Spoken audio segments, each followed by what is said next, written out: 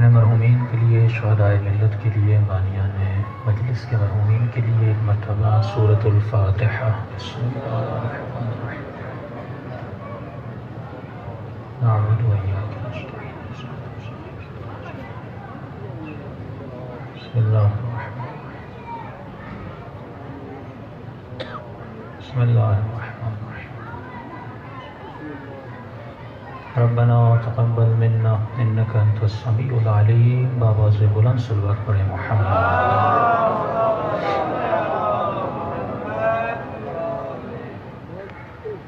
بسم اللہ الرحمن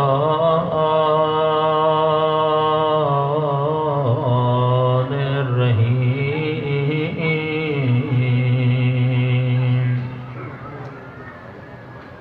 الحمد للہ رب العالمین۔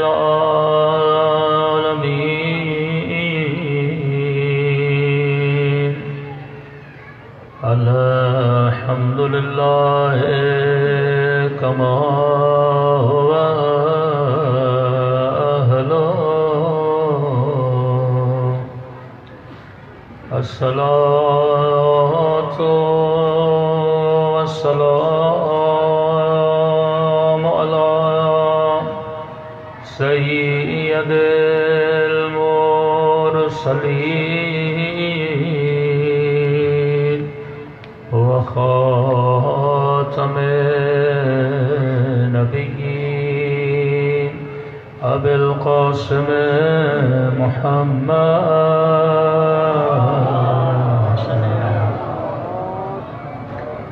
وعلى آل بیتہ الطیبین الطاہرین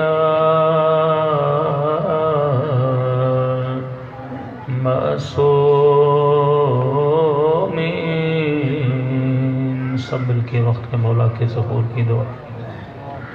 اللہم کھل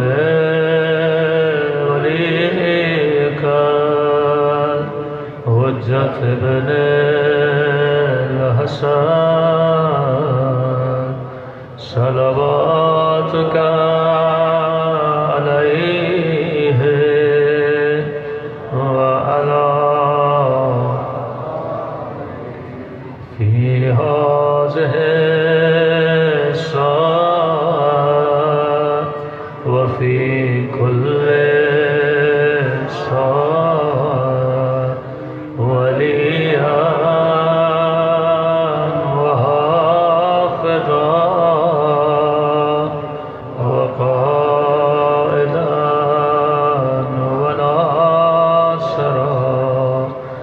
دلیلا وعینا حتی تسکنہ ارضک وتمتعہ فیہا طویلا برحمتک یا ارحم الراحمین۔ صلوات پڑھیں۔ برائے تاجیل حضور امام زمانہ بلند سے بلند پر صلوات۔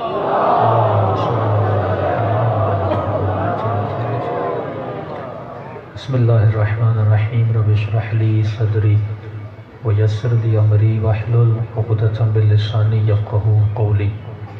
اما بعد فقد قال اللہ سبحانہ وتعالی فی محکم کتابہ المجید وفرقانہ الحمید وقولہ الحق وهو اصدق الصادقین وما خلقت الجن والانس الا لیعبدون۔ بآواز بلند صلوات پڑھیں محمد وآلہ۔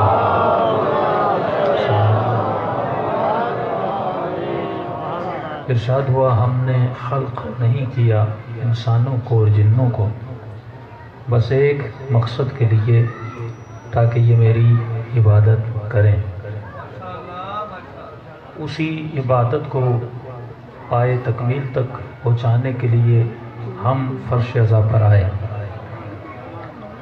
ہمیشہ یاد رکھیے دو چیزیں آپ کے سامنے ہیں، ایک ہے عزاداری میں آنا، ایک ہے عزاداری کا قبول ہونا، ایک ہے مسجد میں جا کر نماز کا پڑھنا، ایک ہے نماز کا قبول ہونا۔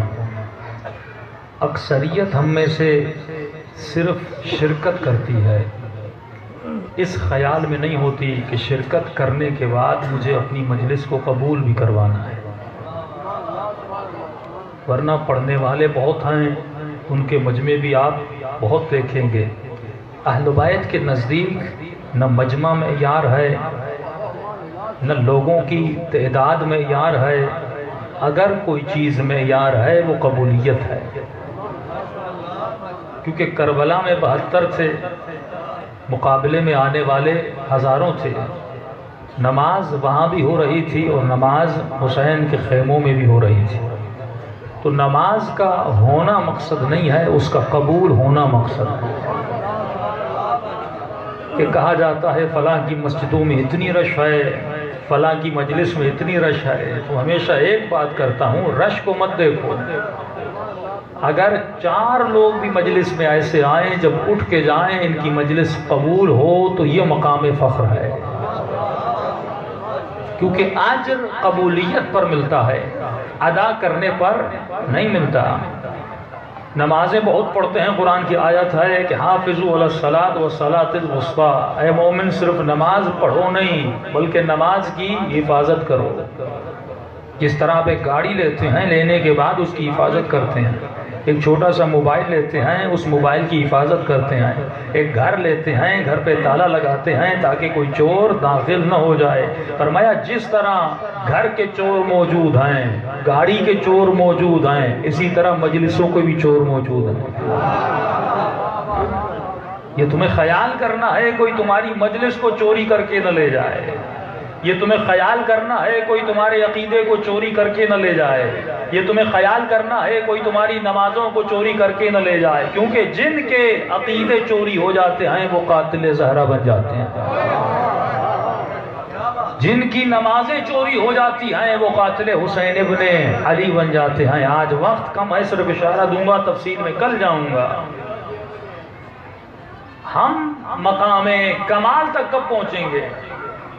آج مجلسیں بہت ہو رہی ہیں، اگر میں فارملٹی کے لیے آؤں اور مجلس پڑھ کے چلا جاؤں اور آپ مجلس سن کے چلے جائیں، نہ میں ایسی مجلس کا عادی ہوں نہ آپ کو ایسی مجلس کا عادی ہونا چاہیے۔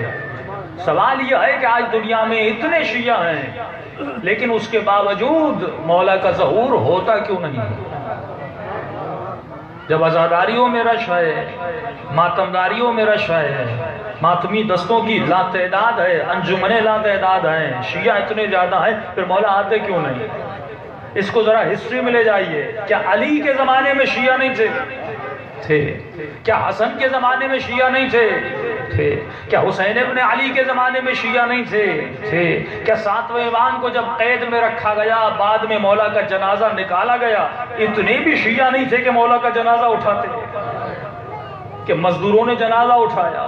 شیعہ تھے لیکن ایسے شیعہ تھے جو خاموش تھے۔ حسین کے زمانے میں شیعہ تھے لیکن ایسے شیعہ تھے جو خاموش تھے۔ جب آپ آپس میں مل جاتے ہیں تو ہم آپ کو ایک لفظ عطا کرتے ہیں، یہ امت ہے۔ کس کی امت ہے؟ مصطفیٰ کی امت ہے۔ امت کب فائدہ مند ہوتی ہے؟ فرمایا جب امت کا عقیدہ ایک ہو، جب امت کا عمل ایک ہو، جب آپ کا عقیدہ اور عمل ایک ہو جاتا ہے تو آپ بڑے سے بڑے دشمن کو شکست دے سکتے ہیں۔ پھر فرق نہیں پڑتا کہ آپ کی تعداد کتنی ہے۔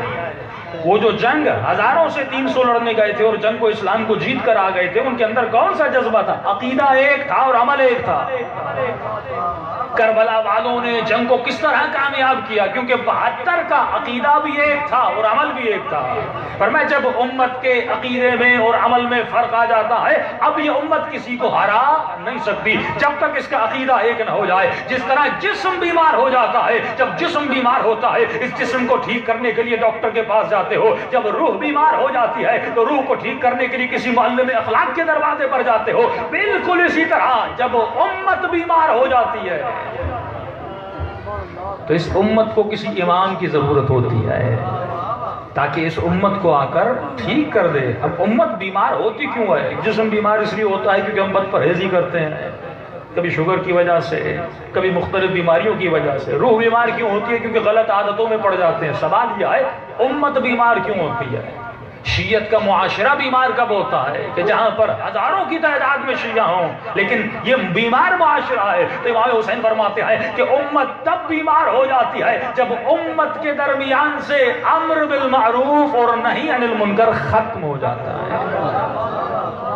یعنی جب امت خاموش ہو جاتی ہے، بدعتوں کو دیکھتی رہے لیکن زبان سے ایک لفظ نہ بولے، گناہ کو دیکھتی رہے لیکن زبان سے ایک لفظ نہ بولے، زنا کو دیکھتی رہے لیکن روکنے والا کوئی نہ ہو، عقیدے کے بگاڑ کو دیکھتی رہے لیکن کوئی روکنے والا نہ ہو۔ فرمایا جب معاشرہ ایسا ہو جاتا ہے تو پھر ہاتھ زہرا کے دروازے کی طرف بڑھ جاتے ہیں۔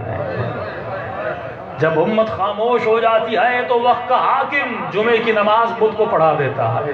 جب امت خاموش ہو جاتی ہے تو مروان صبح کی 2 رکعت نماز کو 4 رکعت میں بدل دیتا ہے۔ جب امت خاموش ہو جاتی ہے تو حسن کے پاؤں کے نیچے سے مصلی کو کھینچا جاتا ہے۔ جب امت خاموش ہو جاتی ہے تو کربلا میں حسین ابن علی کے گلے کو کاٹا جاتا ہے۔ سوال یہ نہیں کہ بیوی مظلومہ ہیں یا نہیں ہے، سوال یہ ہے یہ ظلم ہوا کیوں؟ کیونکہ امت خاموش تھی۔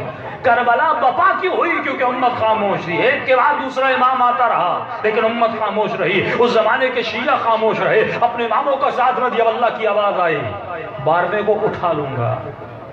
جب تک اس امت کا عقیدہ اور عمل ایک نہیں ہو جاتا، یعنی جب تک ہم عقیدے اور عمل میں متحد نہیں ہوتے کبھی میرے مولا کا ظہور نہیں ہوگا۔ آج کوشش اس بات کی کرنی ہے، اپنے عقیدوں کی حفاظت کرنی ہے، اپنے عمل کی حفاظت کرنی ہے، لڑائی اور جھگڑے سے بچنا ہے اور اپنا مقام جانیے، کیونکہ آپ نے کربلا کو دیکھ لیا، آپ نے کربلا میں جانے والوں کا انجام بھی دیکھ لیا۔ اس لیے فرمایا اس زمانے میں جب کوئی اٹھتا ہے اس کا مقام بہت زیادہ بلند ہوتا ہے۔ جب امت بیمار ہوئی تو اس امت کو کسی حسین جیسے امام کی ضرورت ہے۔ آج امام زمانہ کو کچھ ایسے جوانوں کی ضرورت ہے جو اس سوئی ہوئی اور بیمار امت کو جگائے۔ صدام ملعون واصل جہنم ہوا، اس کا داماد 92 میں انہوں نے حملہ کیا کربلا پر، نوجوانوں کو پکڑا گیا، ایک میدان میں دست بستہ ان نوجوانوں کو بٹھایا گیا۔ اس ملعون نے بلند آواز میں کہا اے جوانوں تم میں سے کون ہے جو حسین کا ساتھ دے اور تم میں سے کون ہے جو صدام کا ساتھ دے؟ پورا مجمع خاموش رہا۔ دوبارہ اس نے بلند آواز میں پوچھا ہے تم میں سے کوئی جو حسین ابن علی کا ساتھ دے؟ ایک مرتبہ جوان اٹھا کہ میں حسین کا ساتھ دینے کے لیے تیار ہوں۔ اس ملعون نے بندوق نکالی، اس کے سینے کو چھلنی کر دیا، یہ جوان شہید ہوا۔ پھر پوچھا ہے کوئی جو حسین کا ساتھ دے؟ پھر ایک جوان اٹھا کہ میں تیار ہوں حسین کا ساتھ دینے کے لیے۔ اس مجمع میں ایک عراقی بیٹھا ہے، وہ نقل کرتا ہے جب یہ واقعہ ختم ہوا کچھ دنوں کے بعد میں نے خواب دیکھا۔ خواب میں کیا دیکھتا ہوں؟ میرے آقا حسین ہے، ان کا حرم ہے اور 2 جنازے لائے گئے ہیں۔ یہ جنازے ان 2 جوانوں کی تھے۔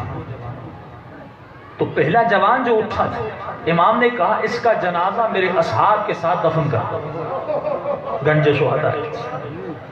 دوسرا جو جوان اٹھا تھا امام نے فرمایا اس کا جنازہ میری زری کے اندر میری قبر کے ساتھ دفن کر دو۔ خواب کے دیکھنے والے نے کہا مولا شہید تو دونوں ہوئے لیکن اس کو اپنے ساتھ رکھا، اس کو اپنے اصحاب کے ساتھ رکھا۔ فرمایا جو پہلا اٹھا تھا جس نے لبیک کہا وہ انجام سے واقف نہیں تھا، لیکن جو دوسرا اٹھا اسے پتا تھا اب اگر میں حسین کی مدد کے لیے اٹھوں گا تو سینے پہ گولیاں چلائی جائیں۔ تو اس زمانے میں اگر کوئی بدعتوں کے خلاف قیام کرتا ہے وہ انجام سے واقف ہے، اگر مر بھی جائے تو حسین کی قبر کے ساتھ دفن کیا جائے۔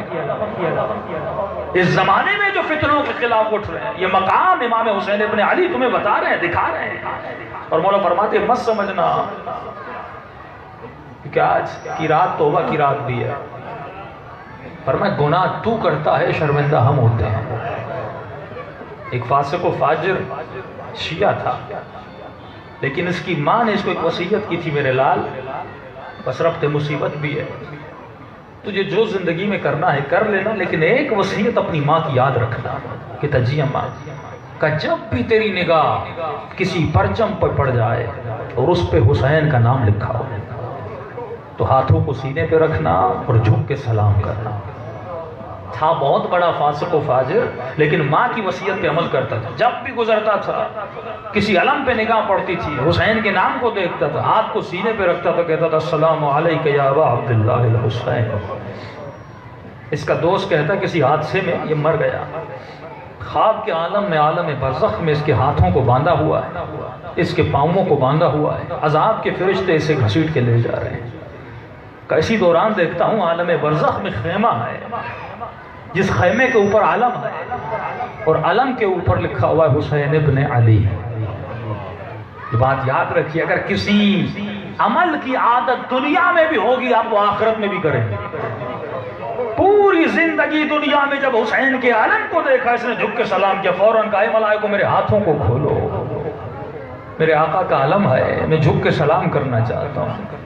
ملائکوں نے ہاتھوں کو کھولا، اس نے علم کو دیکھا، جھک کے سلام کیا۔ ایک مرتبہ خیمے کا پردہ اٹھا، ایک نورانی وجود باہر آیا، کہا وعلیک السلام، تجھ پہ بھی میرا سلام ہو۔ فوراً مورا آگے بڑھے، امام نے ملائکوں کو کہا اس کا نام اعمال مجھے دو۔ جیسے اس کا نام اعمال لیا تو خواب دیکھنے والا کہتا ہے حسین نے بڑے افسوس کے ساتھ اپنے سر کو جھکایا، جیسے کوئی شرمندہ ہو رہا ہو۔ اس طرح حسین نے 2-3 بار اپنے سر کو جھکایا اور اس جوان کو دیکھا کہ تو میرا تھا، پھر تم نے ہمارا دل کیوں دکھایا؟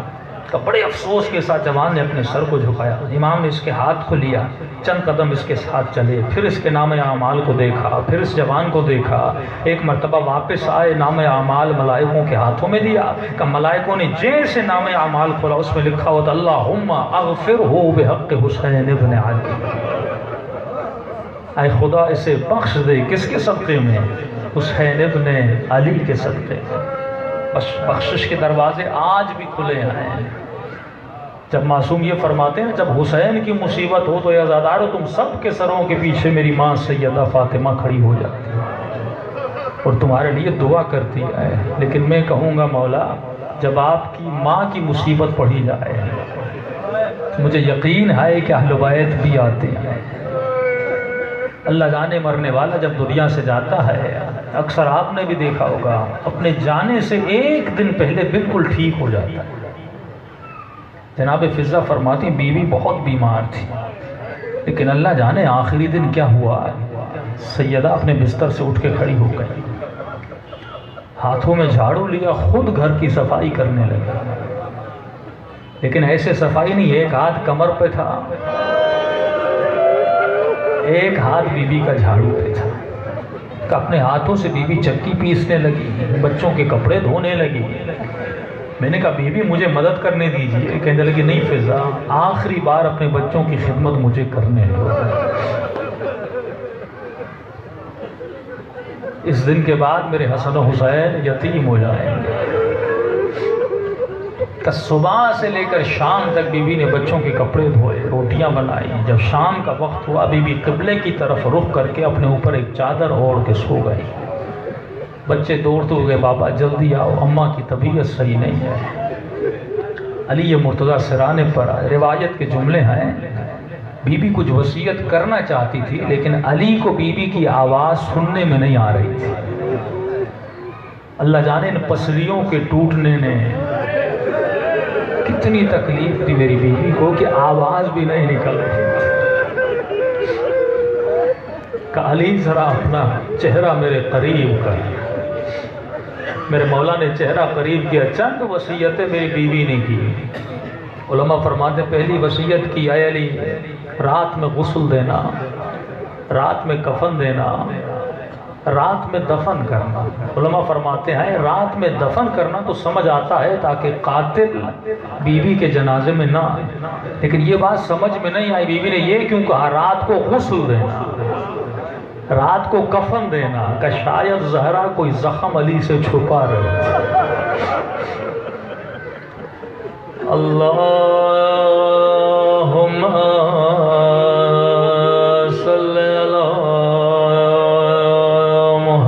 محمد و آل محمد. بلند آواز. اللہم صلی علی محمد و آل محمد. اللہم صلی علی. آواز بلند ہوں، صلوات سے بی بی کی زیارت نصیب ہو. اللہم صلی علی محمد و آل محمد. اللہم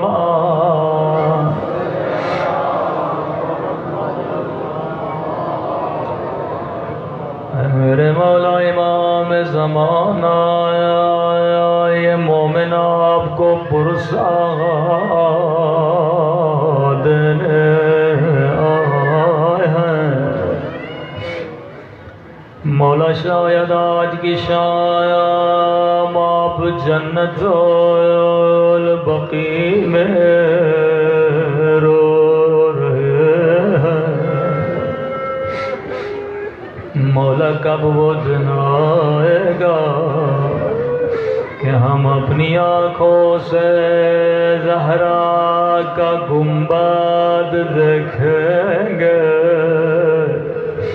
اور مدینے میں ماتم کریں گے. مولا کب وہ دن آئے گا جب آپ اس ظالم کو سزا دیں گے جس نے میری بیوی کو تازیانے مارے تھے. عزیزو چند روایتیں ہیں. ایک روایت میں ہے ملعون نے تلوار کے غلاف سے مارا تھا. ایک روایت میں ہے اپنا پاؤں دروازے پہ رکھا تھا.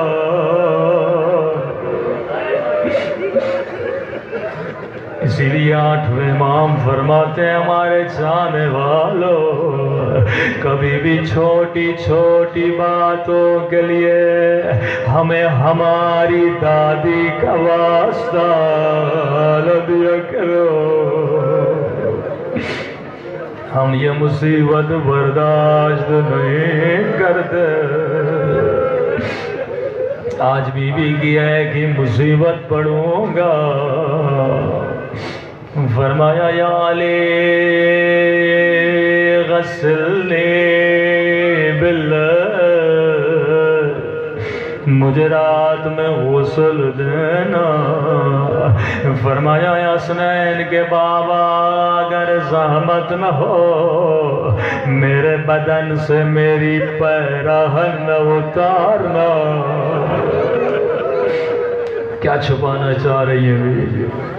لیکن ایک اور جملہ بھی کہا، علی کی فریاد بلند ہوئی. فرمایا علی میں تھوڑی دیر کی مہمان ہوں، اگر کوئی غلطی ہوئی ہو تو مجھے معاف کرنا. عزادارو غلطی کا نام آنا تھا. علی اپنی جگہ سے اٹھے، رو کر کہنے لگے زہرا پر غلطی. ارے میں علی شرمندہ ہوں کہ میرے گھر میں آپ نے چکیا پیسے، میرے گھر میں آپ نے چٹیوں والا لباس پہنا. ارے میں علی شرمندہ ہوں کہ میرے گھر میں آپ آگ بھرا دروازہ گرا. ذرا میری شکایت نہ کرنا. نہیں علی میں جانتی ہوں بابا کی وصیت تھی. فرمایا بی بی کا انتقال ہو گیا. آدھی رات ہے. فرمایا اسما بچوں کو کہو آہستہ روئے۔ روایت کے جملے آئے حسن حسین نے اپنے قمیصوں کو دانتوں میں جکڑ لیا تاکہ کوئی آواز نہ سن پائے۔ جناب اسما فرماتی ایک مرتبہ غسل دیتے دیتے علی جنازے سے دور ہو گئے، اپنا سر دیوار پہ مار مار کے رونے لگے، بلند بلند آواز میں کہنے لگے یا زہرا او یا زہرا۔ اسما نے کہا مولا آپ نے کہا اس طرح روئے لیکن بلند آواز میں کیوں رو رہے ہیں؟ فرمایا اسما میں نے دیکھ لیا جو زخم زہرا چھپا رہے تھے، اب مجھے نہیں معلوم یہ زخم کیسا تھا، شاید یہ زخم دروازے کے گرنے کا تھا، شاید یہ زخم تازیانوں کے نشانوں کا تھا، شاید یہ زخم ملوں کے تماچوں کا تھا، شاید یہ زخم غلاف شمشیر کا تھا، مجھے نہیں معلوم یہ زخم کیسا تھا، لیکن میرے چھٹے امام فرماتے ہیں اس حال میں فرماتے ہیں جب میرے مولا کے سر سے خون بھی بہ رہا تھا، فرمایا جب دروازہ گرا اس دروازے میں ایک لوہے کا قلعہ تھا، اسی قلعے نے محسن کو شہید کر دیا، اسی قلعے نے پسلیاں توڑ دی، لیکن جب بی بی زمین پہ آئیں علی کو آباد نہیں دے، حسن و حسین کو آباد نہیں دے، ایک مرتبہ فریاد کر کے کہو مہدی بیٹا او جلدی آ اپنی ماں کا بدلہ لے لے مولا، مولا کب آئیں گے؟ یہ آنکھیں ترس گئی، کب ظالم سے بدلہ لیں گے جس نے سکینہ کو تماچے مارے، جس نے زینب کی چادر لوٹے۔ پروردگار تجھے باس حسن و حسین کی یتیمی ہمارے جتنے صغیرہ کبیرہ گناہ ہیں بخش دے، ہمارے والدین کے صغیرہ کبیرہ گناہ بخش دے، بانیان مجلس کے مرحومین کے صغیرہ کبیرہ گناہ بخش دے، ہمیں ایسا بنا جیسا امام زمانہ دیکھنا چاہتے ہیں۔ اے خدا ہم سب کو اہل بیت کا ذاکر بنا، اے خدا ہم سب کو قلب سالم عطا فرما، پروردگار و بدن صابر عطا فرما، جو مانگا نہیں مانگا اپنے خزانے سے ہم کو عطا فرما، جتنے مجاہدین مشغول جہاد ہیں انہیں کامیابیاں نصیب فرما، دشمنان اہل بیت بالاخص آل یہود و آل سعود کے شر سے مسلمانوں کو بچا، مسلمانوں میں اتحاد اور اتفاق نصیب فرما، بالاخص شیعوں میں اتحاد اور اتفاق نصیب فرما۔ ربنا تقبل منا انک انت السمیع العلیم، صلوات پڑھی محمد۔